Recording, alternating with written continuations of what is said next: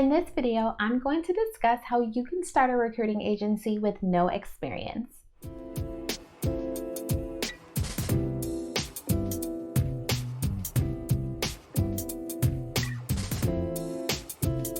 Hey, what's up YouTube? It's Natasha, the business recruiter. Welcome back to my channel. So when it comes to starting a recruiting agency, it's important to keep in mind that you don't necessarily need to be an expert in the field in order to reap success.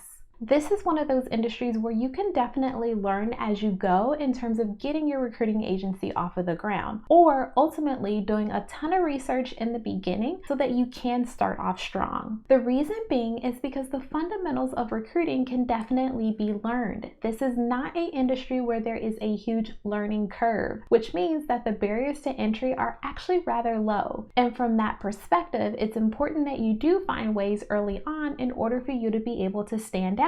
Now, while it is rather easy to get into the industry, what's ultimately going to set you apart in terms of being a good recruiting agency or a great recruiting agency is going to be how you go about adding value to your client. And this is something that definitely is not necessarily taught in any sort of textbook that's out there, meaning that there are ways that you can go about thinking outside of the box and ultimately adding your own unique spin to how you go about serving your clients. For example, maybe for you, being able to be unique or thinking outside of the box in terms of your recruiting agency is going to be some special offer that you have associated with your contract. Ultimately, this might entice clients to want to work with you even more because of this special offering. So again, this isn't something that you necessarily have to know right off of the bat in order to be successful. However, I will definitely say that it's important that you do understand the fundamentals of recruiting before you think about getting your agency off of the ground.